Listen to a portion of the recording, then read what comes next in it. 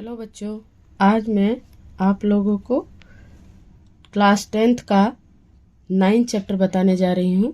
ठीक है, तो चलिए वीडियो स्टार्ट करते हैं और देखते हैं 9 चैप्टर में क्या है 10th क्लास का।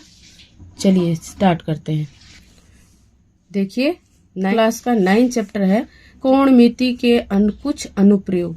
त्रिकोणमिति के कुछ अनुप्रयोग कहने का मतलब है कि क्या है ट्रिग्नोमेट्री। ठीक है, त्रिकोणमिति 3 कोणों से बना हुआ आकृति त्रिकोणमिति कहलाता है। तो इसके बारे में हम चर्चा करेंगे कि इस पाठ में क्या दिया हुआ है। ठीक है, चलिए आगे चलते हैं वीडियो में। तो देखते हैं 9 चैप्टर क्लास 10th का। ठीक है, बहुत ही इम्पोर्टेंट चैप्टर है। इसको आप लोग बहुत ध्यान से समझेंगे, वीडियो को बिना स्किप किए हुए पूरा देखेंगे तभी समझ में आएगा, अदरवाइज नहीं समझ में आएगा। ठीक है, तो देखिए इसमें क्या है। पहले हम इस वीडियो का, इस पाठ का इस वीडियो में परिचय दे देते हैं कि ये पाठ क्या कहता है और किसके बारे में चर्चा करता है। ठीक है, तो पाठ कहता है कि ऊंचाई और दूरी में संबंध। ऊंचाई, ठीक है, ऊंचाइयां और दूरियां, हाइट एंड डिस्टेंस। इंग्लिश में इसको बोलेंगे हाइट एंड डिस्टेंस। ठीक है,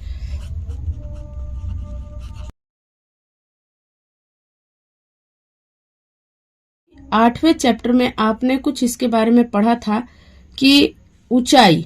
ऊंचाई का मतलब है कि ऊंचा कोई, मान लीजिए हम नीचे से, मान लीजिए मैंने एक ये डायग्राम बना दिया। ठीक है, इस डायग्राम में आप देखिए कि ये ऊंचाई, तो ये एक मैंने डायग्राम बनाया है। देखिए ये इसका शिखर है और ये इसका तल है। लेकिन अब ये सवाल उठता है कि भाई इसकी जरूरत क्यों पड़ी।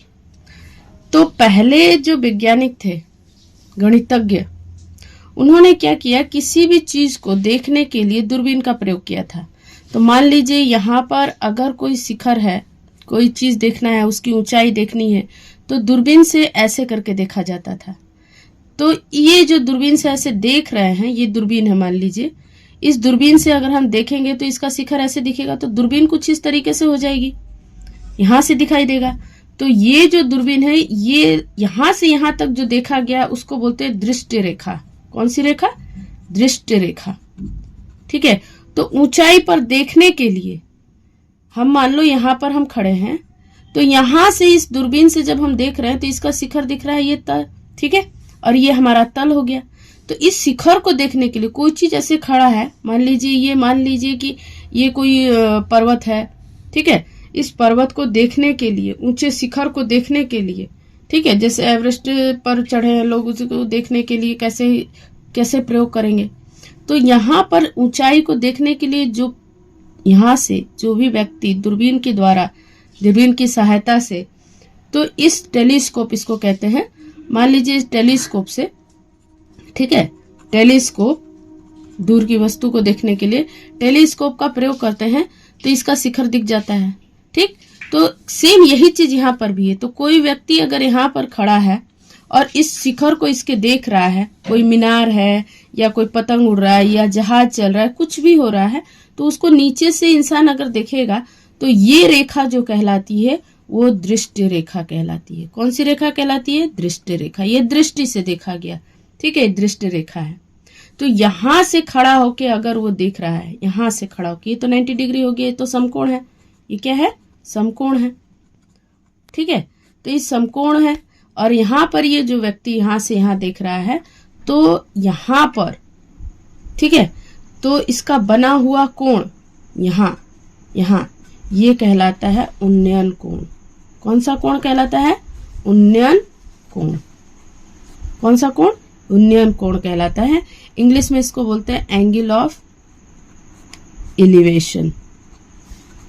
Angle of elevation. तो ये तो आपको पता चल गया। तो इसको मान लीजिए कि ये एक मीनार है। ठीक है, इस मीनार के शिखर को, ये शिखर हो गया, शिखर को देखने के लिए एक व्यक्ति ऐसे दिख रहा है, इसको देखेगा तो ये दृष्टि रेखा हो गई। और वो जो देख रहा उससे बना हुआ यहाँ पर, जो यहाँ से यहाँ तक देख रहा, और ये तल हो गया। ये क्या हो गया? तल। ठीक है, इस तल से सटे हुए वो व्यक्ति ऊपर की ओर जो देख रहा है और यहाँ पर ये जो कोण बन रहा है उसको हम उन्नयन कोण कहते हैं और इंग्लिश में कहते हैं एंगल ऑफ एलिवेशन। ठीक है, तो कहने का मतलब है कि दृष्ट रेखा और क्षैतिज रेखा, दृष्ट रेखा और क्षैतिज रेखा, ये क्षैतिज हो गया, तल भी कहेंगे या क्षैतिज तल भी कह सकते हैं, क्षैतिज। ठीक है, इसको क्षैतिज भी कह दीजिए। तो इससे देखा हुआ और यहाँ इनके बीच बना हुआ कोण उन्नयन कोण कहलाता है। पहला बात याद रखिएगा। दूसरा, अगर कोई व्यक्ति शिखर पर है यहाँ पर और कोई वस्तु, यहाँ वस्तु है ऑब्जेक्ट, ठीक है, कोई वस्तु को नीचे की ओर अगर देखता है ऊपर से, मान लीजिए कोई इंसान पर्वत पे चढ़ गया है और नीचे जब देखेगा तो वहां पर यहाँ से इस रेखा और इस रेखा से मिलाकर यहाँ बनने वाला कोण, ठीक है, ये तो क्षैतिज तल है ही। ये क्या है? क्षैतिज तल। क्या है ये? क्षैतिज तल या अस्तर। ठीक है, ये हो गया आपका। नीचे से अगर देखेगा तो ये कोण उन्नयन कोण होगा। अगर ऊपर से देखेगा तो क्या बनेगा? अवनमन कोण। कौन सा कोण बनेगा? अवनमन कोण बनेगा। तो अवनमन कोण बनेगा। ठीक है, अवनमन कोण। और तब इसका जो ये क्षैतिज है, ये जो क्षैतिज स्तर है, ये यहाँ हो जाएगा। इस तरीके से करेंगे तो इसका कोण यहाँ ना बन के यहाँ बनेगा और ये दोनों ही बराबर होगा, जिसको हम कहेंगे अवनमन कोण। और इंग्लिश में कहते हैं angle of depression. Angle of depression. ठीक है, एंगल ऑफ डिप्रेशन। तो यहां तक आई होप आप लोग को समझ में आ गया होगा कि एंगल ऑफ एलिवेशन और एंगल ऑफ डिप्रेशन क्या होता है। अगर कोई व्यक्ति नीचे से ऊपर की ओर देखता है और क्षैतिज तल या क्षैतिज स्तर से नीचे की ओर बना हुआ सटा हुआ अगर कोई एंगल बनता है या कोण बनता है, उसको उन्नयन कोण कहते हैं। और कोई व्यक्ति अगर ऊपर से नीचे की ओर देखता है तो उसके बीच बना हुआ कोण अवनमन कोण बनता है, जिसको एंगल ऑफ डिप्रेशन कहते हैं। तो इस तरीके से आपको ये दोनों याद होना चाहिए और समझ में आना चाहिए, क्योंकि इस चैप्टर में इसी के बारे में ज्यादा विशेष करके इसके बारे में चर्चा किया गया है कि एंगल ऑफ एलिवेशन और एंगल ऑफ डिप्रेशन क्या होता है। और अगर ये चीज आपको, और हमेशा याद रखिएगा, वो हमेशा 90 डिग्री यानी कि समकोण त्रिभुज पे ही बनेगा। किस पे बनेगा? समकोण त्रिभुज। अब बात आती है कि इस चैप्टर में है त्रिकोणमिति के कुछ अनुप्रयोग आपने इससे पहले वाले चैप्टर में पढ़ा है और इससे पहले वाला चैप्टर का मैंने वीडियो भी आपको बनाया है। अनुपात, त्रिकोणमिति अनुपात क्या होता है। तो त्रिकोणमिति अनुपात आपको उस वीडियो में जाकर देख लेना है क्या होता है। तो मैं थोड़ा सा इस वीडियो में आपको डिस्कस कर देना चाहती हूँ कि मैंने उस समय बताया है उस वीडियो में कि पंडित बद्री प्रसाद हर हर बोले। ठीक है, पंडित बद्री प्रसाद हर हर बोले और सोना चांदी तौले। तो इसमें आपको मैंने इसके अनुपात का अनुप्रयोग बताया है कैसे करना है। यानी साइन होता है, साइन थीटा या जो भी यहाँ पर एंगल है उसको हम यहाँ मेंशन करेंगे। तो साइन थीटा क्या होता है? लंब बटे कर्ण होता है। इन अनुपातों को आपको याद रखना होगा। अगर इन अनुपातों को आप याद नहीं रखेंगे तो इस चैप्टर में आपको थोड़ा प्रॉब्लम हो जाएगा, क्योंकि इसमें ज्यादातर अनुपात का ही प्रयोग है। ठीक है, कॉस के बारे में चर्चा करें तो कॉस क्या होगा? आधार बटे कर्ण होता है। ठीक है, आधार बटे कर्ण होता है। देखिए, अब आता है टेन के बारे में। तो टेन थीटा क्या होता है भाई? तो लंब बटे आधार होता है। लंब बटे आधार होता है। इसको आपको बहुत अच्छे से याद कर लेना है। ठीक है, बहुत अच्छे से ध्यान में रखना है, क्योंकि इसी अनुप्रयोग को हम यहाँ पर चर्चा करेंगे। और अनुप्रयोग के साथ साथ आपको इनका डिग्री भी याद होना चाहिए, डिग्री टेबल भी याद होना चाहिए कि tan 30 डिग्री कितना होता है, tan 60 डिग्री कितना होता है, tan 90 डिग्री कितना होता है, sin 30 डिग्री कितना होता है, cos, माने सारे एंगल्स के बारे में आपको पता होना चाहिए। उस पर भी मैंने एक वीडियो बनाया है कैसे याद करना है, बहुत चुटकी में, सेकेंडों में वो याद हो जाएगा आपको। तो चलिए आगे चलते हैं।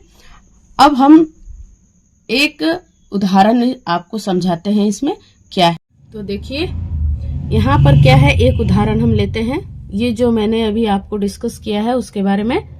और क्या है इसमें, एक बार अगर आपको ये चीज अच्छे से समझ में आ जाता है कि इस चैप्टर में क्या है, इस चैप्टर में बहुत ही अच्छा सा बात कहा गया है कि अगर कोई व्यक्ति नीचे से ऊपर देखता है या कोई व्यक्ति ऊपर से नीचे देखता है तो कैसे हम एंगल निकाल के और एंगल का पता करके, या एंगल दिया हुआ हो तो उसकी ऊंचाई कैसे पता कर सकते हैं। ठीक है, तो उसी बेस पर हम एक उदाहरण देते हैं।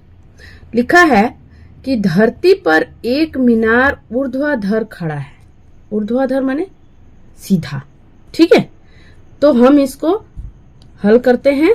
और देखिए मैथ पढ़ने का बहुत आसान सा तरीका ये है कि लाइन बाय लाइन आप समझते चलिए, लाइन बाय लाइन उसको हल करते चलिए, तो गणित कहीं दिक्कत होने वाला नहीं है। एक बार अगर आपने बना लिया अच्छे से दिमाग से सोच के समझ के, तो कहीं भी दिक्कत नहीं होने वाला और वो हमेशा आपको याद रहेगा। ये बात मेरी याद रखना आप। ठीक है, तो ज्यादा पढ़ लेने से भी नहीं आता और कम पढ़ लेने से भी कोई नुकसान नहीं होता। अगर किसी चैप्टर को अगर हम अच्छे से 2-4 सवाल ही अच्छे से बना लें और उस बेस पर अगर सारा चैप्टर बन जाए तो हमारे लिए क्या नुकसान है कि नहीं। तो चलिए देखते हैं इसमें क्या है। धरती पर एक मीनार ऊर्ध्वाधर खड़ा है, तो हम इसको ऊर्ध्वाधर खड़ा कर देते हैं। ये मान लीजिए हमारा एक मीनार है। ठीक है, ये क्या है, हमारा एक मीनार है, इसको लिख देते हैं मीनार। ठीक है, मीनार। ठीक, धरती पर एक मीनार ऊर्ध्वाधर खड़ा है।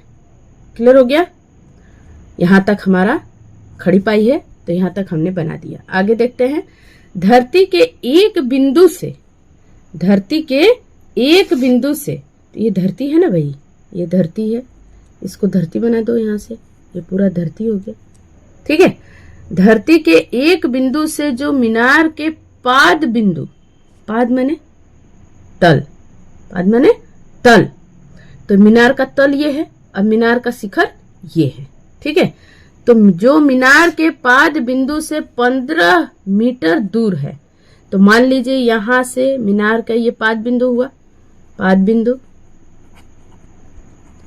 यानी तल, क्या है ये, तल।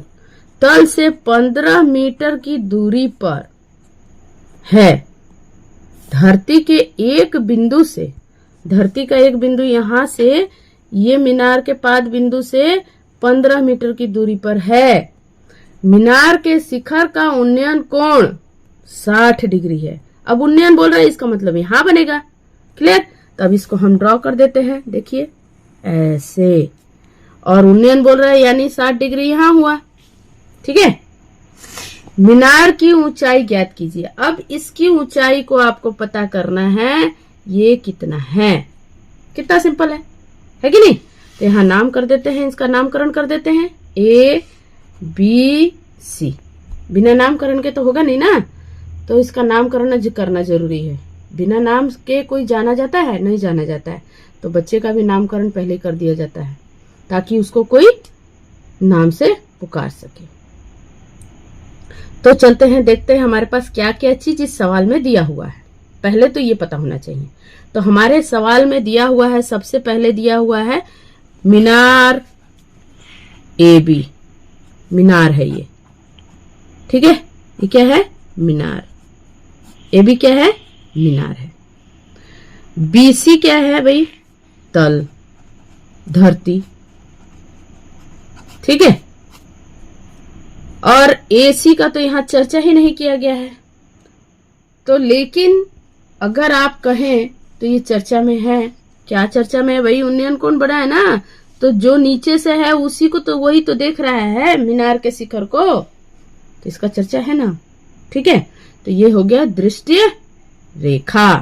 कौन सी रेखा, दृष्टि रेखा। कौन सी रेखा, दृष्टि रेखा। तो यहां तक तो आपको सब समझ में आ गया, इसमें कोई डाउट है किसी को, नहीं डाउट है। चलते हैं आगे।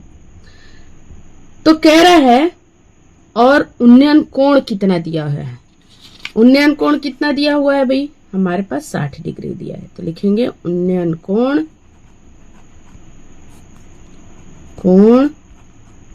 60 डिग्री। ठीक है, सॉरी ये 9 है। उन्नयन कोण कितना है, 60 डिग्री है। तो हम देख रहे हैं हमारे पास मीनार की ऊंचाई पूछ रहा है और तल दिया हुआ है।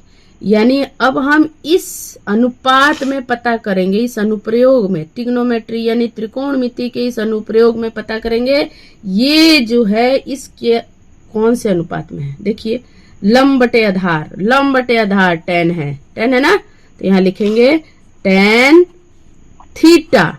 तो थीटा हमारे पास कितना है 60 degree equals to A B by B C. ठीक है, तो tan थीटा कितना दिया है 60 डिग्री। ए बी कितना है, तो ए बी कुछ भी नहीं है, तो ए बी को ए बी रहने दीजिए। बी सी कितना है 15 मीटर। ठीक है, तो tan 60 डिग्री कितना होता है √3 और ए बी तो है ही नहीं हमारे पास, अब 15। तो अब देखिए जब बराबर ऐसे होता है तो मैंने बताया है कि इसे तिरछा गुणा कर देंगे, इससे इसका मल्टीप्लाई कर देंगे। ठीक है, और इसके नीचे 1 है तो इसको इससे मल्टीप्लाई कर देंगे। ठीक, तो कितना हो जाएगा यहाँ पे 15√3 इक्वल्स टू ए बी। यानी अतः मीनार की ऊंचाई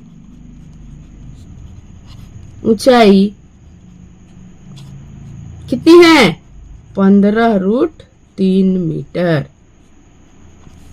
ठीक है, यही इसका आंसर हो गया। क्लियर हो गया आप लोगों को? क्लियर हो गया?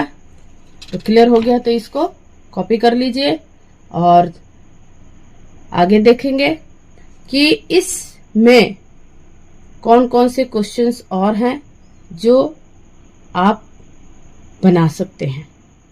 ये आपको आसान लगा होगा, आई होप आपको बहुत अच्छा लगा होगा। अच्छा अगर लगे तो हमें ज़रूर कमेंट में बताइएगा, हमें प्रोत्साहित कीजिएगा। क्योंकि देखिए कहता है इंसान ऊंची दुकान फीकी पकवान, और हम लोग जो हैं जो बताएंगे एकदम स्पष्ट बताएंगे। अगर आपको अच्छा लगे तो कमेंट में ज़रूर बताइएगा और ज़रूर प्रोत्साहित कीजिएगा।